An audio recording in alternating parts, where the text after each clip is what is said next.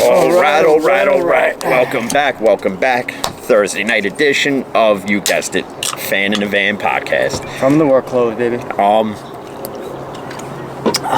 So, obviously yesterday was the greatest day of the year, other than the NFL draft, and that's the release of the NFL schedules. And finally, the NFL does something more innovative. You don't have the boring Cowboys versus Giants week one, and you don't have the Steelers versus the Browns in Cleveland. And you realize the Steelers haven't had an opening game at home week one in 7 friggin' years? Really?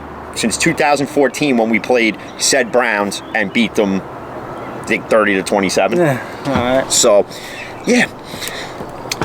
And a lot of people in the Steeler brass think that we're due in 2022 to have a home game to open the week, and we should. Chances are it'll be against when we win the Super Bowl this year. Okay, we're already predicting. Okay.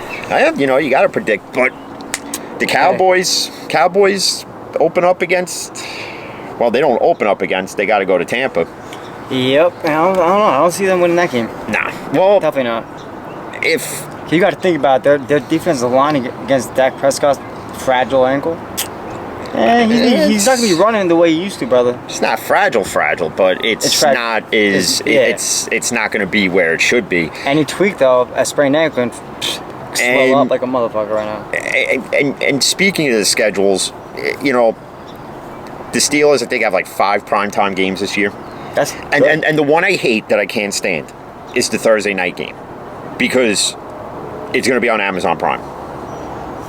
Because now they're going to stream, and last year they had issues doing this. It was freezing, it wouldn't play correctly, it was delayed, it was pretty much every stupid incident that could occurred. Okay. And you know what, just leave it on the NFL Network. I know. Just leave it on the NFL Network, or play it on ESPN, play it on Fox, CBS, NBC. I don't give a damn where you play it. Hey, to be honest with you, I'm looking at my Giants schedule, bro. It doesn't look that fucking difficult. We have like one of the easiest ones, I think, bro.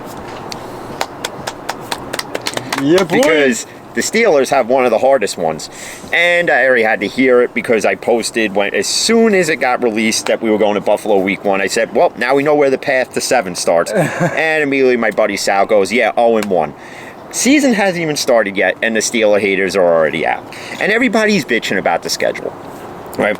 So Steeler players have come out, like Cam Hayward, and he said, stop whining about the schedule, and let's just play the damn game. Let's just put in the work and let's go. Mm-hmm. Joe Hayden said, if you're scared, just admit you're scared. He's like, line them up. We'll knock them down. So, hey, listen, is the schedule tough? Yeah, it's a tough one. But you know what, though? If, let's say, I'm not getting over my head here, but let's say they have the same start as last year, and they go 11-0, am I going to hear cupcake schedule? Yeah, of course you will. Yeah, I figured as much. I will. Well, because you figure week 1 we got to play Buffalo, so we got to go to Bills Mafia land. That's cake. That's cake work, though. Right.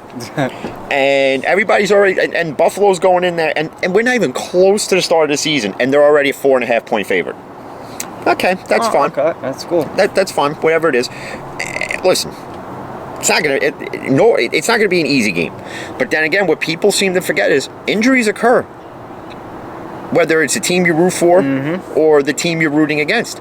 And you can't sit there and tell me, as a Steeler fan, that we're going to go, like 4-13. And no, I don't want to hear that shit, because we're not. Even though it's a hard schedule, listen, with a new offense, a younger offensive line. I had to hear today that that the offensive line is crap. Listen, it ain't crap when you got Dotson, you got Okafor, you got DeCastro still there. About crap, man. Giants' fucking offensive line is crap. That's one thing Gelman ain't fucking addressed in goddamn. Oh man. Yeah, well, that's why when you sent me that, the 2 biggest mistakes, it said laugh out loud 2. Whoever wrote that better rewrite that article. Fucking ridiculous, man. I'm nervous.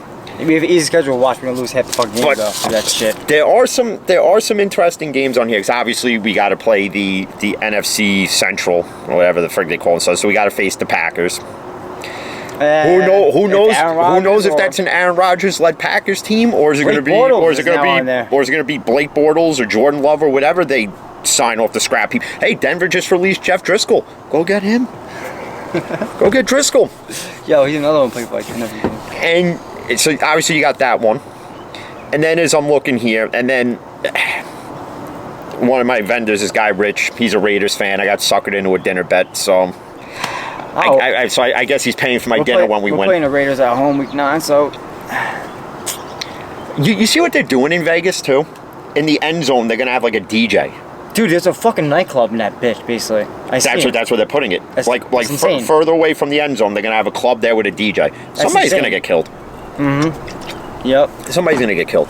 Yeah. And what I like is that we don't play Cleveland till like week 8. Yeah, same here. We don't play Cowgirls till fucking week 5 Right? in Dallas. We yeah. play the Seahawks on Sunday Night Football, which, by the way, is a home game. That was the extra game, with the extra game in the schedule. And that was added in, which, Russell Wilson, I'm going to tell you this. Get prepared, because there's going to be a steel curtain around you all night, led by TJ Watt. And they're already hyping up, because there's a lot of revenge games in this schedule. So you have Brady going to New England, and you see how much those tickets are? Some of them are like $8,000 a pop. Okay? Let me tell you something. If you really think Tom Brady's going to New England and not winning, you better think again. Because if he's you winning. think with Cam Newton or Mac Jones starting at quarterback, you really think that Patriot team is beating that Tampa defense? Absolutely not. No, they're not. Again, barring significant injuries. We don't know what's going to happen. And one thing is, though, Bill Belichick does know Tom Brady. Yeah, but the thing is this. Tom Brady, as the game has evolved, he's evolved with it, I got you. And he can change his style up faster than anybody, even though he's like 955 years old in NFL years. But still, don't, as much as I hate the guy, you can't tell me, if you're a Patriot fan, a true Patriot fan, who didn't transition over to being a Buccaneer fan, okay? Or all of a sudden you became a Buccaneer fan when Brady went there, but you can't name one person who was on Tampa years prior. if you're a Patriot fan that really believes Cam Newton is going to beat Tom Brady, I'm sorry. in what's going to be pretty much a gunslinging affair, ain't going to happen. And I'm telling you, that's the game Tom Brady, and it's set up perfect for him to break the all-time passing yards record. Yep. It's set up for him. He's going to sling that ball everywhere. Why do you think they placed the game that week against New England? Because it's going to be a shove it in your face. You should have never let me go. You should have paid me. I shouldn't have had to take pay cuts. And now I'm going to jam it down Belichick's throat. You're damn right. And you're going to realize that Brady was the system, not Belichick. Because how's Belichick's system really working for him since Brady left? They didn't make the playoffs last year. Newton, what do you have, like 3 or 4 touchdowns? Freaking Cam Newton's arm is like a jack in a box. You have to wind it up and then throw the ball. So and that ain't getting you nowhere. 8 seconds right there just to throw the ball. And one game I'm surprised about, that's a Monday night game for us, is against the Bears. Now, obviously it's a home game for us, but if Justin Fields is starting, I hate to tell you, Justin Fields, but Highsmith's going to eat you alive, and I can't wait. If they throw Justin Fields out there, like the beginning, man, he's... But you overpaid Andy Dalton by $9 million to come to Chicago. Yeah, I know. And you promised him. See, this is why I hate in any sport or let alone anywhere, promise somebody something. Because you promised him that he's going to be the starter. You went and drafted a quarterback. But Justin Fields, to me, is, regardless of what everybody said, is epilepsy, this, that, and the third, to me, watching one of his pro days, he looks NFL ready. How do you not start? If you want to make Chicago a playoff team, I'm sorry, it's not Andy Dalton. It's not Dalton. It's Justin Fields, and that's it. Don't argue with me on it. Don't argue with me. I'm not going to argue, but I'm going to tell you right now that Andy Dalton is going to start that first game. Yeah, well, and get ready for an 0-1 start, and get ready for Andy Dalton to throw 3 interceptions, and wherever. As soon as that happens, and they're all going to be, and everybody in the Chicago sports media, and every Chicago Bears fan, all 35 here, are going to sit there clamoring for Justin Fields. And what's the friggin' GM going to do? Well, what he normally does, screw up yet again. What's Matt Nagy going to do? Nope, I'm sticking with Dalton. Yeah, my God, $10 million. And speaking of quarterbacks converting to tight ends, The deal isn't done yet. The Tim Tebow deal? Yeah. Because now it's gotten so much scrutiny that I And think nobody this likes is it. why Urban Meyer came out and said, we haven't signed him to a deal yet, but we have to make a decision soon. Because everybody from Des Bryant, and I agree a lot with what Des Bryant had to say. Yeah. And this former Jaguars, like Jimmy Smith, came out, he said he would love the Jaguars to sign him. Okay. But here's the thing. He hasn't. Why can't Des Bryant get a job? I don't know. Colin Kaepernick. Listen, it's At about least we know time. we can catch. It's about time Kaepernick. And here's what's funny, because there's a video of Tim Tebow, because somebody on Twitter goes, he got signed because he could throw a football, and literally somebody tweeted out a video of him throwing a ball, and it's like this in the air, and it literally fell 20 yards before the wide receiver. Can he catch the ball? Who knows? I don't know. Okay. Tim Tebow can't throw a ball worth a lick. The only reason why he looked so great in college because it was a high school offense that my old high school probably ran. Probably. There was a whole bunch of dink and dunks and blocking Tim Tebow runs. And not only that, you had Aaron Hernandez, a tight end at the time. You had a stacked Florida Gator team at the time. And that's what made Tim Tebow look better than what he truly is. Yep. So, I'm sorry. Tim Tebow at tight end is 10 years too late. I think it's time Kaepernick should be allowed back in the league, because let's call it what it is. His kneeling started everything. He's been blackballed because of it. Let's call it what it is. And if you disagree with me, that's fine. But this is my opinion on it. Colin Kaepernick, all around, is a better quarterback than Tim Tebow could ever be. Yep. Kaepernick would be a better quarterback than Tim Tebow on Colin Kaepernick's worst day. Mm-hmm. Des Bryant deserves to sign with a team. And listen, what Des Bryant has to understand, though, if he wants a job within the NFL, he's going to have to take a BS deal. He's going to have to take a 1 year show me. He's going to have to. What a team could do, somebody say like the Jaguars or the Vikings, who can use another wide receiver to complement Jefferson and Thielen, is you give him a 1 year like Tampa did with Brown. Mm-hmm. Okay, you give him a 1 year BS deal, but it's heavily incentive based. Yeah, if you reach this many yards, this many catches, blah, blah, blah, I got you. And did Tim Tebow want to get screwed? Because, listen, he hasn't played in 10 years. I know. It's like he goes from football to baseball. And I remember when that draft happened, the draft that Tebow was in. I do. And everybody said if he wants to be successful in this league, he cannot come in as a quarterback. And he was all stubborn and hard-headed and said, no, I'm going to make it in the league as a coach. And yeah, we're talking about the same Tim Tebow who had a miracle of a throw against Pittsburgh that knocked him out of the playoffs. Yep, okay, yeah, we all get that in overtime. A game that shouldn't have went to overtime, but it is what it is. It happened. Past tense, overdone with. All right. Do I think Jacksonville does this, though? I don't think so. I think Urban Meyer does it. Why? I don't think they. I think he does it because Urban Meyer's an idiot. It He makes still no fucking doesn't. sense. He still doesn't realize that quarterbacks in the NFL now actually get paid because he's so used to the college system that he can legally pay players now. I think it's pointless, to be honest with you, bro. I just don't see it happening. It is because you can go and get a tight end who's going to get released by another team in training camp because he makes too much money. So they'll cut him. Even before training camp, you're going to see guys who make too much money where they're going to have to make salary cap decisions. And a lot of these guys are going to listen, the Eagles want to trade Zach Ertz because they're not going to be able to pay him. Okay. Jacksonville is a perfect landing spot for Zach Ertz. Okay. And but no, here's what Des right out there too. But here's what Jacksonville will do. They'll sign Tim Tebow and pass on Zach Ertz, who clearly is a tight end. Clearly is a tight end. One of the Okay. Jacksonville will sign him because they feel like when the Mets signed him, it'll generate revenue. It only worked once. I don't think you're going to strike that lightning in the bottle again with Tim Tebow coming back to the NFL. All it's going to get is scrutiny and backlash. Like, yeah, you'll have all the reporters there. You'll be the most talked about team in the league, but not in a good way. Nah, because as soon as you dump it off to him, he tosses it somewhere, intercepted. You know, and we did say it the other night that if he, that when everybody thought the deal was done, that if he went out there and had however many catches and 9 to 1,000 yards receiving at the tight end position, there you go. I'd be like that. So. That we would come and say that we were wrong. I don't see that happening. That we bashed it, but I don't see it happening. So I'm going to say they'll sign him, and this is going to backfire in their face. I don't even think he's built from like the that. word go. I don't even think he's built like that to be a tight end. No, if anything, I would bring him in as a fullback.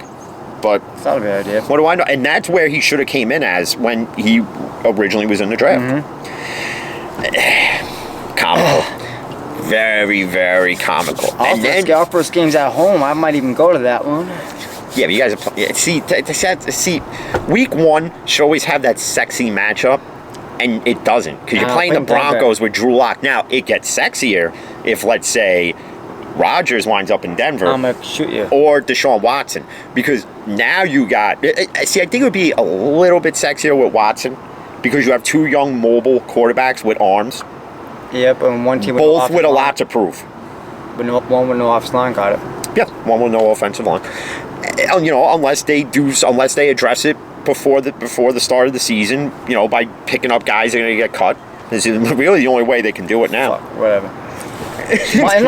I'm thinking this is mind-boggling. I got Matt Peart on the fucking right side, and you got fucking Andrew Thomas on the left side. It's both pathetic. Whatever. All right, next. And then we got, let's see here. And then we got to go to LA to play the Chargers at SoFi. So let me tell you something right now. What team travels better than any team in the NFL? Steeler fans. SoFi will be Steeler country. I'm telling you it's going to happen. There will be 90... Like their last game in LA... Freaking like their last game in San Diego? When it was all Steeler fans? Mm-hmm. It's going to be the same thing at SoFi. It's going to be the same exact thing with the same result, a Steeler win. And then Big Ben versus Justin after that, we got to go to Cincinnati, which by then Joe Burrow will probably be in a full body cast. Oh yeah. And then we got to play the Ravens at home. Lamar's going to overthrow his. Now, barring any COVID scenarios, hopefully we get our bye week, which is week 7 this year. So hopefully it actually is week 7. Because after the bye week, we gotta go to Cleveland, and that's when we first start playing. Cleveland. But it's interesting what they did with the rest of the schedule. Well, the last 4 games of the year after the Vikings, it's Titans, Chiefs, Browns, Ravens. All teams that were in the playoffs last year. I think the Titans take a step back. At wide receiver they do because they lost Corey Davis. Are they still a playoff team? I think they will be, but will they go as far as people think? I don't see it happening this year. You can't rely on Derrick Henry to do everything. You can't. And and then we got to play the Chiefs week 16. And the Chiefs, listen, that offensive line, they lost Eric Fisher to the Colts, and they got Orlando Brown. But they got Orlando Brown.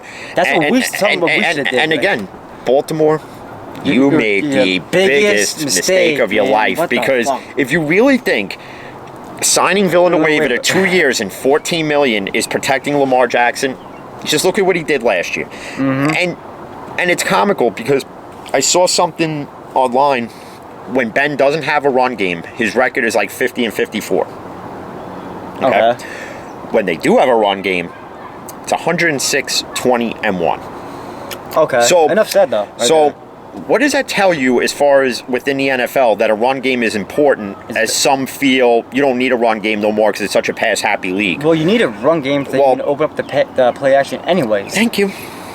That's what I got to tell the uneducated. Every day somebody says the ball all fucking day? No, sorry. And we even play the Lions. Penei Sewell got COVID. Can't even go to minicamp. He'll be a mini. Well, that's what.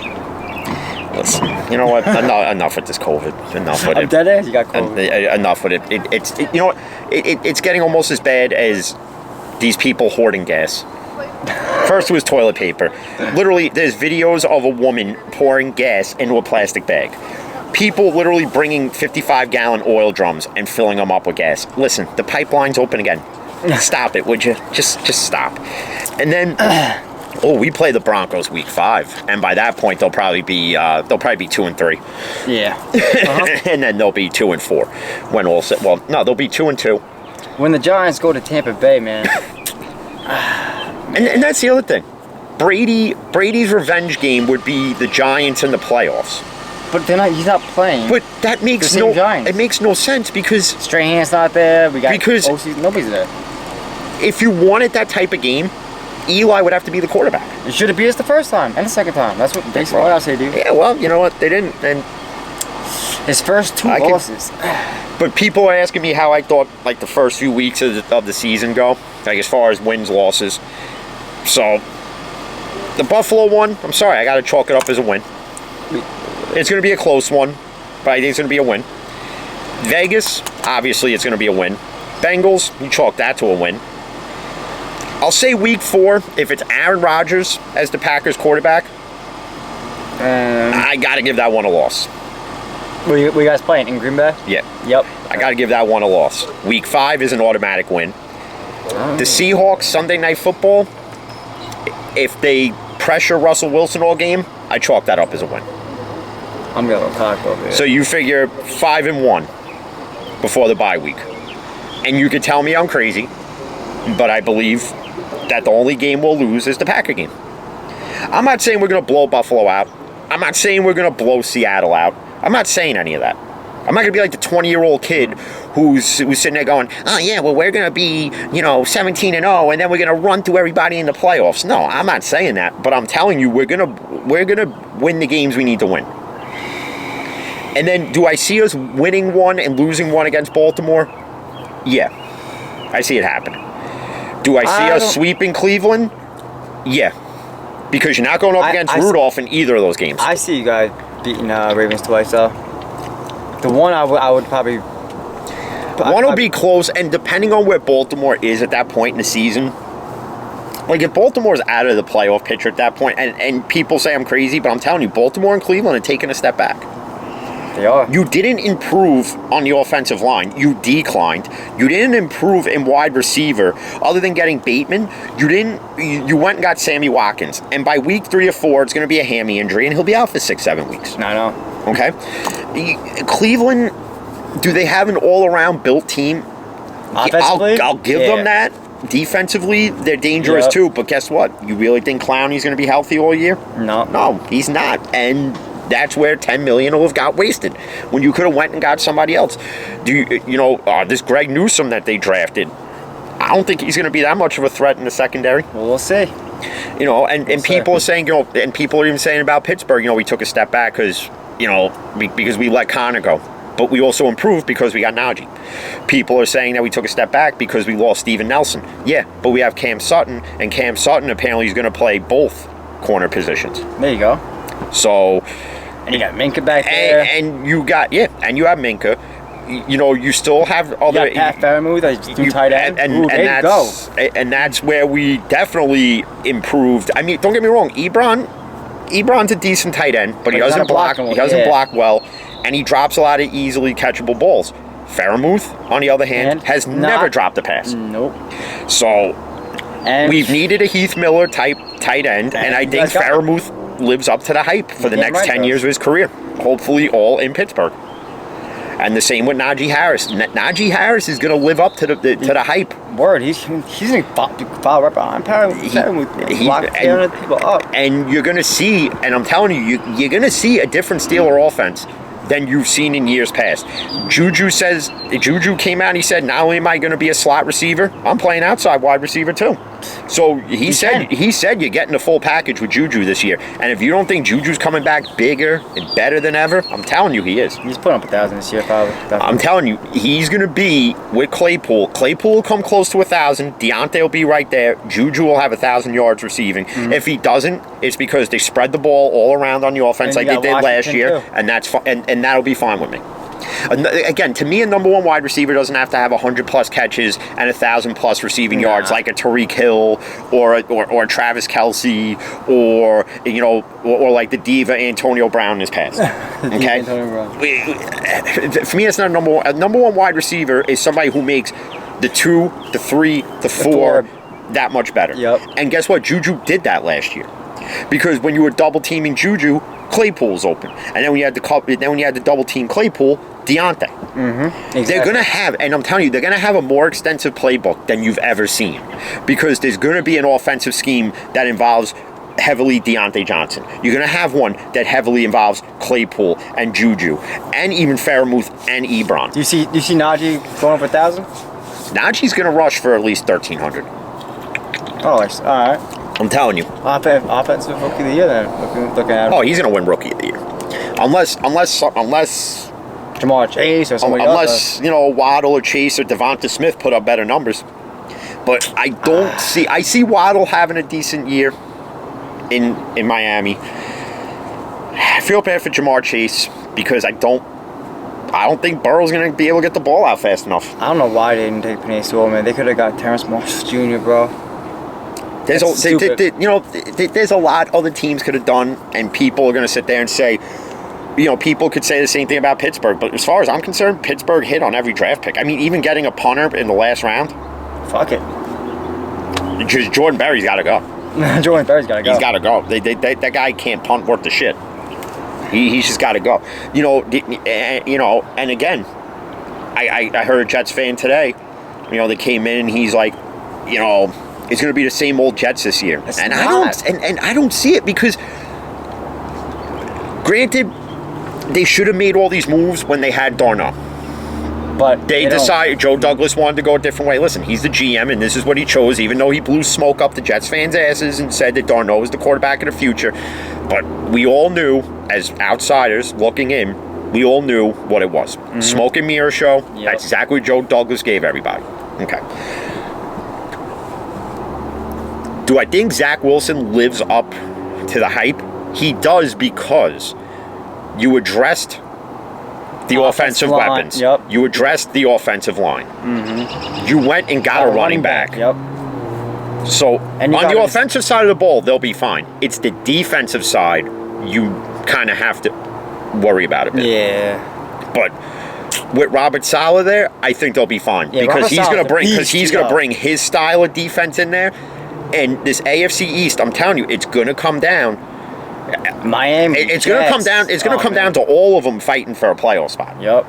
Unless, again, barring if Josh Allen goes down week 1, it could happen. Imagine that, though. TJ with a sack and Allen just can't return, and then he does it against Lamar, does it against Baker, and I'm telling you, and that's the other thing. TJ Watt, okay, like last year, is going to be more dominant than he was last year, because he's playing with the biggest chip on his shoulder. Because he didn't get that. One, because he got snubbed of Defensive Player of the Year. And two, this is the last year of his contract before the extension. And if you don't think Pittsburgh's going to do everything they can to keep him and Juju, you got another thing coming. Yo, they're going to pay this. Yo, he's going to make some money. Well, they're talking like 5 years, $140 million. Oh, yeah. He's going to be happy. He's definitely getting paid, bro.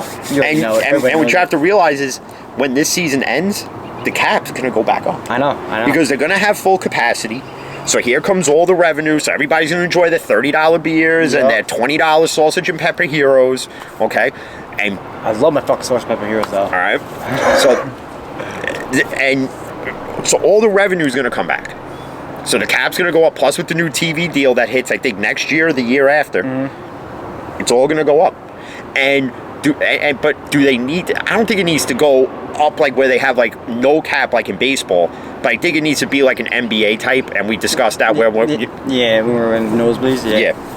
So I think they got to do it that way, because then these smaller market teams can compete. Yeah, exactly. I see where you're coming from. And on the baseball side of it, the Oakland A's have now they've had enough of playing in the Coliseum, and I don't blame them. That stadium was never built to house a baseball team. It was built for the Raiders, the Olympics, but not baseball. They'll probably go to Vegas. And that's the ideal destination for the Athletics to go, because it brings a second professional team, well, third actually, because you have the Vegas Golden Knights and you have the Raiders, and then you would have you would have the Athletics. Yes. And as far as we know now, there's been no issues with having an NFL team there or an NHL team, concerning the fact Vegas is the biggest gambling town in America. And it generates more revenue for the athletic team. Exactly. That they can compete on a higher level. Listen, Billy Beane has never been a guy, and he said it countless times, you can't compete, if you can't compete with the Yankees as far as salary, cap-wise, and money spending, you can't compete with them on the field. But look at the way the Athletics have built their teams over the past 10, 20 years. They've consistently win. I mean, they don't go nowhere, but they consistently win. They don't go nowhere. They don't go nowhere, and they always manage to find these guys that nobody else wanted. Diamonds in the rough, yeah. That's what I call them. But, oh man, this NFL schedule, though, it's gonna be good. There's gonna be a lot of interesting matchups this year. Fucking Saquon Barkley when he comes back, man. But this one is the biggest revenge game in my opinion. Texans versus Cardinals. Because you got D-Hop and J.J. Watt. Oh. But let's see if J.J. Watt's healthy by then. Now, who is the Texans quarterback? Davis Mills? No, they're probably going to start Tyrod Taylor because he's got the higher upside. They're going to go far. The Texans will be a team that literally will be 3-14. Who's going to throw to? Randall Cobb? Randall Cobb won't even be healthy half the year. That's all we're going to throw to. I think that's all he had. I think Kenny Stills is still suspended for the whole PED thing. Oh, so yeah. So I think he's got to serve at least another game or two. I think, unless it was just through the end of last season. But and the Houston thing too, because I saw something before, and they were talking about how I guess the NFL has now met with the victims of this whole Watson collusion thing, and some of them feel that the NFL during their investigation of it really didn't respect them. Well, it's kind of hard to respect somebody when it's kind of an iffy story to begin with, especially when you're on Instagram posing like the hood rat you are, where you're wearing barely anything that's there. Mm-hmm. So how would you expect to be looked at, honestly? You know, you know what they say. You know what they say. A picture's worth 1,000 words. Well, guess what? This one's worth one word. Help. Yeah. And you know, I just can't wait till that fiasco's done. And then on the Aaron Rodgers side of it, he's already recruiting people to go to wherever he's going next. Yep. And I'm telling you, for some reason, everybody thinks it's Denver. But what upside is there in Denver for him? Other than Jerry Jeudy. If Aaron Rodgers wants to win one or two more before he hangs it all up, it's Vegas. If you got Jerry Jeudy, though, and then he brings along Devontae Adams with him. Yeah, but they still have a suspect defense.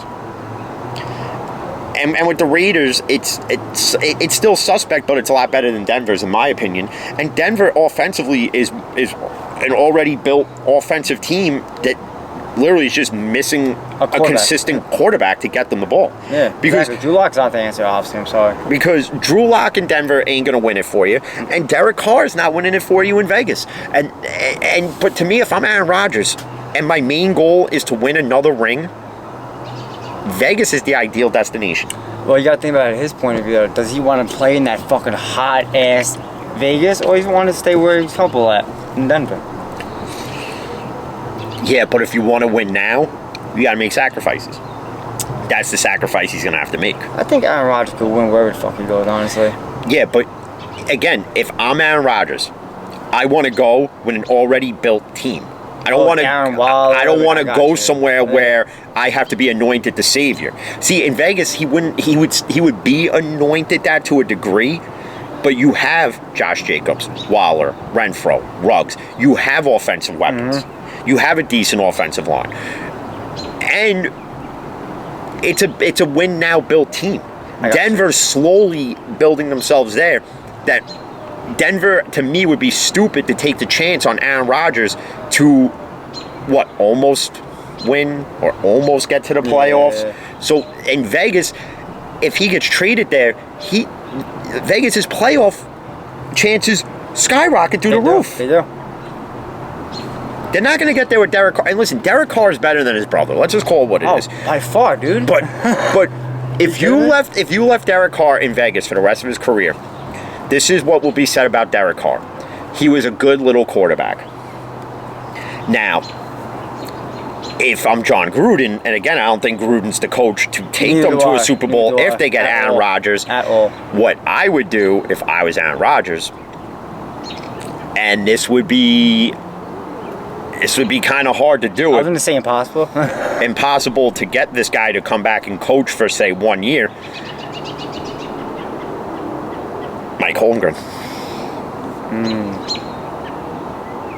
It ain't going to be Mike McCarthy because he's too busy being friggin' Mike McCarthy, highly overrated in Dallas now. And look what they did last year. You didn't do a thing. And you could say, well, Dak was hurt. Yeah, okay. But you know what, though? You had the red rifle. He was supposedly so good. All right. And that's what Vegas is missing, is that coach that's going to make the correct play call, who's going to draft correctly. John Gruden isn't it, because John Gruden... You couldn't get rid the first time. John Gruden still holds a grudge against the Raiders when they traded him. I know. So, if I'm Aaron Rodgers, yeah, Vegas is the destination, But you want to play and, and Vegas is going to offer you everything they can. Mm-hmm. I mean, they got fleeced by Pittsburgh when we gave them friggin' Antonio Brown. you don't think they're going to give up like 4 first-round draft picks to get Aaron Rodgers? They're going to do it. I think so. But I'm going to tell you right now, though, if they do this before the season starts and Aaron Rodgers gets traded, you say goodbye. And now think about this: if you trade Aaron Rodgers to Vegas, you don't think you're going to get Devontae Adams somehow too? Oh yeah, of course. You may have 100%. to. You may have to give up Hunter Renfrow to do it. But I do it. But yeah, Aaron Rodgers and Adams with Waller and Jacobs and Ruggs. It's a wrap. It's a wrap. I'm not saying hand them the Super Bowl year one of them all being together, but they are gonna be they're gonna be in the first round. They're not gonna be in the wild card. No, and they're gonna take that AFC West and run with it. Yep, because I know damn sure the fucking Rams ain't. Well, that's the NFC. No, yeah, not the Rams. You know what I meant. I'm tired, anyways. Yeah. But I mean, actually, the Panthers and the Jets are playing this year too. Yeah. That's gonna be interesting. I think that one goes. Oh, Jets won that one. I'll give the Jets that one. Now, if the Jets lose, what do you think? They think they're gonna be like, oh, we made a mistake? If they lose, it's probably just gonna be that Sam Darnold and the Panthers are just a better team. Listen, just like in any sport, you make a decision. There's going to be, A, you got to live with it, and B, there's going to be consequences. There's going to be different implications, whether they're positive or negative. And Jets fans can sit there and say, see, we shouldn't have traded Darnold. But then what happens next week when Carolina plays, let's say, the Vikings, and Darnold throws 4 interceptions? What are those Jets fans that just defended Darnold the week before going to say? Oh, see, I told you this is why we should have traded him. Yeah. Back and forth, back and fuck out of here, whatever. And well, we still have some time. I gotta address this. What's up? We watched the same Yankee game last night, right? Which was Cole pitched lights out. So couldn't even give him any help. Well, A, they DeGrommed them. That's just what I'm going to call it now. They DeGrommed them. One run, and you expect your pitcher to just win the game for you. I'm sorry, with the bats we have in the lineup, no, absolutely not. But what I need to address is, again, the horrible umpiring. Oh my God, inconsistent to a point, and people knock Michael Kay for being a homer of an announcer. This is where I will defend Michael Kay. Yeah, and Michael Kay over the years has grown on me because I couldn't stand him. I could not stand him. I literally would want to shoot the TV when he talked. But he started talking about it, and he said these umpires get graded at the end of the season. Then why are they still umps? How exactly? Why are some of them umpires?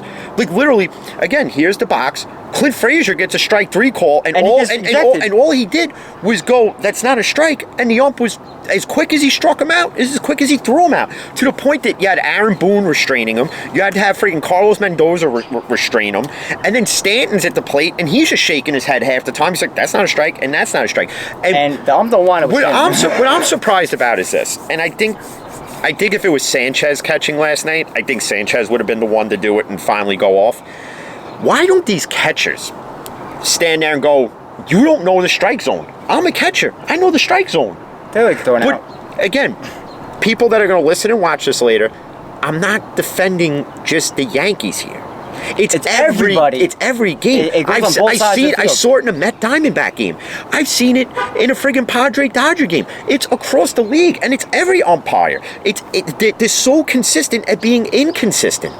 It's horrible. And for all you clamoring for robot umpires, you think it's going to be any better? No. It's not going to be any better. If anything, it's going to be worse because now you're relying on technology to do it. If the umps can't see the catcher framing that shit to the fullest, bring that shit from that was the other thing. They were talking about, Paul O'Neill was talking about this, I forget the umpire he was talking about, but he was talking about Mark Langston when he pitched on the Angels, and how he wouldn't give him a strike call if he saw the catcher move his arm up the slightest to frame it. Let's call it as a lot of these strikes are called based on the frame job. Oh yeah. Some are great at it, and some you could barely notice it. And Mike Zunino last night did that a couple of times. There were ones that this is the box and the strike and the ball's over here, and they're calling them strikes. And And listen, it went both ways because the Rays were getting screwed on it too, and it's to a point where you literally have to swing it at anything thrown. Exactly. I don't know when Rob Manfred and MLB are going to get it right, or if they're ever going to get it right. No, it's fucking disgusting. And and people could say, well, you guys nag NFL officiating and NHL officiating. There's reasons why, though. It's not nagging when it's true. We're just pointing out the clear and obvious. If you're not watching the same games we are, then and it's then we were talking about it on the hockey side of it, how what the Rangers needed to do, how I would have given Dan Quinn one more year. Well, they fired Rangers him. brass thought otherwise, and Dan Quinn and pretty much the whole coaching staff are gone. So if you don't think now that Mark Messier is coming in, John Tortorella might come back, because listen, if you bring Messier in, he's got to be the head coach. Tortorella would be fine as the assistant, and I think they would, if Tortorella can kind of dial it down a bit and not be so up in your face, because sometimes you do have to dial it down. Listen, I'm an up in your face type guy, but even I got to know when to dial it down. Yeah. All right, Tortorella is. I'm not trying to play footsies, but don't worry, I don't swing that route. But they got to do something, and I think Tortorella this time around can create that spark for the Rangers. Bringing Messier in, it's a nostalgic feel, but Messier's smart. He's a smart guy. Very, he is. And you got to revamp the scouting team because they suck. They suck. Okay? Other than a few pieces that they got, like Adam Fox and Jacob Trouba, other than that, listen, you got to somehow manage to get rid of Chris Kreider. Let him build up his value, trade him away. Get draft picks or buy him out of the contract. Mm-hmm. One of the two. At the end of the new season, that'll be coming up in October if it starts on time. Okay? Let's build up Mika Zibanejad's value and do the same thing, because you can't pay him $15 million. Go and get Jake Eichel from Buffalo. If you can get this, I think his name's Brady from Ottawa, and it's going to take a lot to get him. That maybe you send Chris Kreider to Ottawa to get this guy who's dominant on defense. But the Rangers got to do something if they want to compete with the Islanders, the Bruins, the Penguins, the Capitals, and pretty much everyone else in the NHL. If they want to go back to being that consistent playoff team like they used to be, they should build around that Lafreniere guy. What they do, and that's the other thing, you have to. And I said it the other night, so I'm going to say it again. Lafreniere is a center, right? Yeah. So you put him at center, and you make him the centerpiece. Because just like, listen, the Islanders pretty much did it with Matt Barzal. He's pretty much your main focal piece. Mm-hmm. And everything's built around him. What the Rangers don't have is somebody like Matt Martin on defense, who is just a straight hitter and can score. Yep. That's what the Rangers need. They got to go and find it. And Chris Drury can't be a yes man. He has to be a Dolan, let me do what I got to do. Bring me in the pieces I need to help get this organization back to where they are. Because look what happened when Dolan took a step back with the Knicks and let the Knicks GMs do what they needed to do. When you got the right guys in place. Look now. Yeah, they're a 4th seed going into the NBA playoffs. Okay? But you know what, though? If you're a Knicks fan, I'm a Knicks fan. You got to take that I'm happy. over what has been the past 6, 7, 8 years. Dude. Or even when you had Isaiah Thomas trading everybody away. And then drafting guys like Frederick Weiss. No, you can't. No, you can't have that. So Dolan needs to take a step back with the Rangers and let them do what needs to be done. Mm-hmm. Bring in. You can even bring Brian Leach in to coach this defense. You could bring in Adam Graves to work side by side with Chris Drury. Bring in Jeff Bookaboom to be the scout for defense. Do something. Show the Ranger fan base that I'm going to go off again. Show me something that you give a shit. That you're going to build this team right. I mean, literally, I have to watch the Islanders play the friggin' Penguins in the playoffs. And I have to sit here and hope the Islanders beat the Penguins because I don't want to see Crosby in the friggin' Stanley Cup. I don't. God. Don't. I fucking hate you, Sidney Crosby. I hate you with a passion. Oh, man. You and Tom Brady. I like to put you both in a room and beat you with wet hoses. But you got your unions. You can't do that. You got your unions. Get you. But the Rangers got to become that team that they were in '94. And you could say, oh, you're living in the past, '94. But guess what? That was an all-around built team. And the goalies can't be Shesterkin starting and Grigoriev starting. It cannot be. And I'm not saying go out and get friggin' some old-time guy that's like, on his last leg in the league and gonna retire, because that ain't gonna happen either. You're gonna have to trade, and maybe this is where you trade Kreider and Zibanejad in a package together to get that goalie. Yep. But if you tell me as the GM of this team, Chris Drury, that you're fine with Grigoriev and Shesterkin, and the only way they'll improve, here's a thought: bring in Mike Richter. Oh, to there you coach go. them Mike and Richter. show them little things. Oh my God! Imagine that.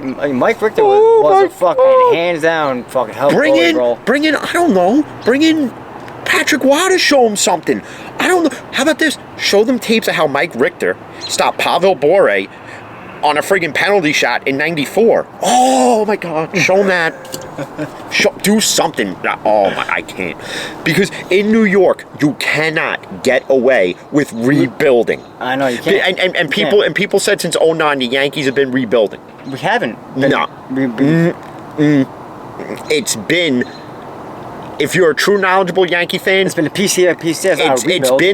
it's been rebuilding in certain aspects of it, but in this said rebuild, notice the Yankees have never been below 500 to end the year. The Rangers, on the other hand, have been below friggin' sea level for so long. I don't think the Yankees have ever been below 500 since I've been born.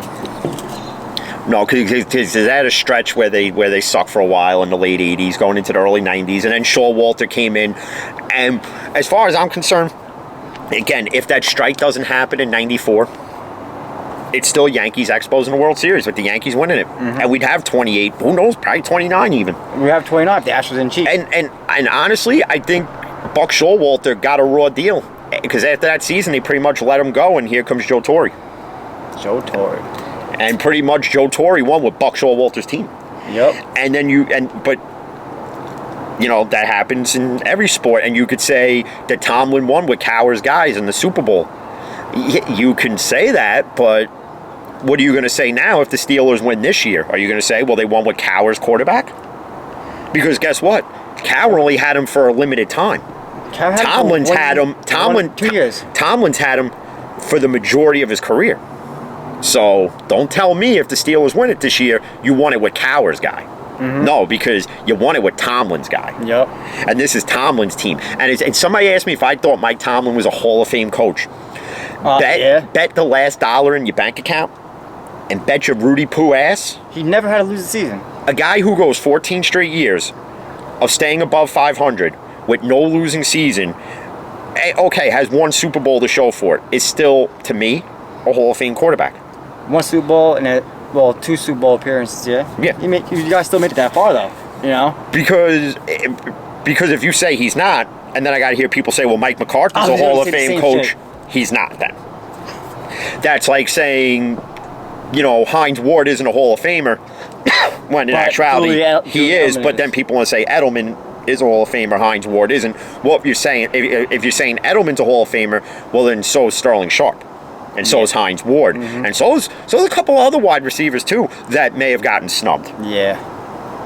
I'm just saying. And you see now, this happened a few weeks ago, but Roberto Alomar is getting removed. I don't think he's getting removed from the Baseball Hall of Fame, but he was removed from his position, I think, within the Blue Jays for sexual allegations now. I was going to say, I don't think sexual misconduct from the fucking Hall. You can't do that. And then F.P. Santangelo, a former baseball player who does the Nationals TV broadcast, I think. He got the boot, too, for the same thing. It's funny how all these things that happened in yesteryear come out now. It leads me to believe, because now we live in a more speak-open society, that now all these things come out, and everybody just wants to rush to judgment instead of actually going and investigating like you should. So, you mean to tell me in 30 years, some girl can come up to me and say, oh, well, back at this club, in 99, Jim slapped my ass. I want him arrested. Really? Okay, first off, and let me explain this to get off the topic of sports with the last 5-10 minutes we have. Okay, when I've ever been in a club, I've never slapped a girl's ass unless she asked for it. Okay? All right? Never have I done that. You know why? Because I'm just a shy guy like that. You know, get a couple of bruises in me. You know, I open wide up, but I ain't gonna slap your ass though, unless you say, "Hey, baby, slap my ass." You crazy dog. You know, what can I say? It is what it is. But game's on too, man. Yeah, well, hopefully they're winning because you got Taglione pitching. I know. The Mets are playing the Tampa Bay next too, though. Yeah. Well, Severino pitched today in like a simulated type thing. Mm-hmm. He looked pretty good. So, but they're not. But they're not rushing him back. They're taking the process they need to take with Severino, and I'm all for it. And the Yankees gotta do something to that bullpen, man. I can't anymore, bro. Well, I can't. I'm sorry. No, the bullpen was fine last night. It didn't. The bullpen was no bullpen. Well, yeah, because it went cold to Chapman, and people were, oh, he's only throwing 96. And listen, let me tell you something. You expect Chapman to go out there and just throw 100+ miles an hour every pitch? He's not doing that. You can't do it because you know what's going to happen? You're going to have the CC Sabathia effect. Yeah. Where he's going to wind up pitching 90, 91 miles an hour, and he's got to locate every pitch. No. Yeah, man. Then you're going to have Tommy John surgery. Or shoulder surgery. Yeah, throw his arm out. Fuck it. But still has that 0.00 ERA. Well, and I said that last night. I got to go and look what qualifies you to be in the Cy Young voting. Oh, yeah. If he goes all year without giving up a run, and literally he has like 30-something strikeouts as opposed against like 2 to 3 walks, I think. He gives up no runs the whole year, which is impossible. But even if he gives up, let's say when he ends the year and he actually, let's say he qualifies as a closer to possibly win the Cy Young. 5 runs. Well, let's say his ERA at the end of the year is like 1.96, let's say. Okay. And let's say he has 100+ strikeouts and over 100 innings pitched, which I think can get you in there. I think that's what's going to qualify you as a closer. Could you imagine if he won the Cy Young over Gerrit Cole and Jacob deGrom? Oh, I'd be ecstatic. Oh, the blasphemy. I'd be happy, but there blasphemy. would be a lot of fucking... And I think the Cy Young in the American League right now, it runs through Gerrit Cole.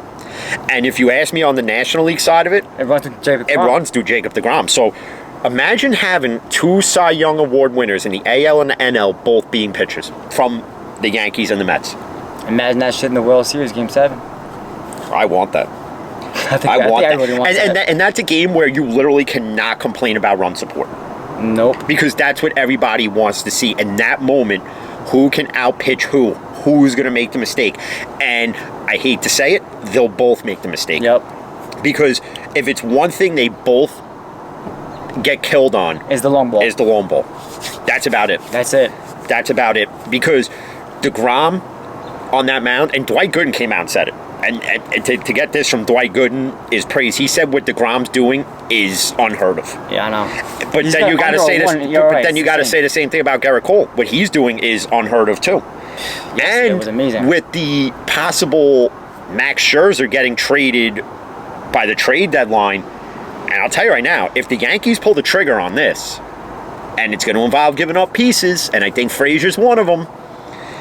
Because we could find another outfielder in the offseason. We could call one up. Frazier sucks in the outfield anyway. Okay, Frazier's improved. His issue is now at the plate, and he's got to wake up at the plate.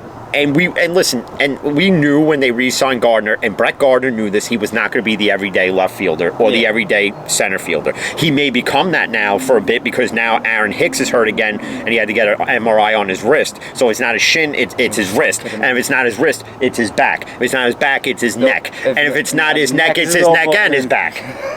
Okay? And listen, when they signed Aaron Hicks, it was like a 7-year, $70 million deal. So you're paying him $10 million a year, which is chump change to the Yankees. But I think they gave him too many years, and I think they overpaid him. And the only switch hitter we have, honestly. Well, yeah, but again, that's good. Can you rely on a guy like that for the next 7 years who's going to be inconsistently hitting and inconsistently... I can't say that, but you do need a switch hitter in your lineup, man. You definitely do. Well, I mean, they can find switch hitters anywhere. It's just a matter of making the moves to do it. But what the hell do I know? All I'm saying is that next season, better open that checkbook. Well, they have to because Corey Seager's a free agent from the Dodgers at the end of the year. Oof. there's gonna be some interesting free agents. The Tigers are gonna let Miguel Cabrera go before his contract runs out, so they're pretty much gonna Pujols him. Pujols cleared waivers, so he's a free agent. So now he can go wherever he wants. And if you're a team that needs a first baseman who can come off the bench for you late in the game, or pinch hit, or be a DH for you, I take a flyer on him. Yeah. See, it wouldn't make sense for the Mets to do it because you have Pete Alonso. Yeah. It wouldn't make sense for the Yankees because you have Luke Voigt. But would I do it? I would too. I would. Because Voigt, you know what I'm saying? Like Because if Voigt gets hurt again, who knows how long that's going to be for. But and that's the other issue. They got to find themselves a healthy first baseman. And again, I'm going to say it. This is where Sanchez gets more plate appearances if he just switches to first base, because you will prolong his career in doing so. Yep. And you may free him up from the pressures of being a catcher. Well, honestly, Hichikawa play right into that spot, man. Yeah, but is Hichikawa going to be that catcher who's going to be here for the next 5 years? No. He's got maybe 3 years left in the league before it's said and done, Hichikawa, in my opinion. But then again, he could prove me wrong. Well, that's what we said about Tom Brady like 5 years ago, but whatever. Yeah, well, Brady went with the TB12 method, and it's worked out for him. Then even Aaron Rodgers has adopted it now. Ooh, let's all adopt TB12. Yeah, what is it, kissing your son on the lips? Get the fuck out of here with that shit. I can't. But as it winds down, I gotta go. I might attempt to shave. I don't think I look like Grizzly Adams, but still. All videos are on YouTube. This will be up either later or tomorrow. And all audio, as usual, is on Spotify, Anchor, Apple, everywhere you could think of. So, with that being said, stay safe, mask up, and as always, peace.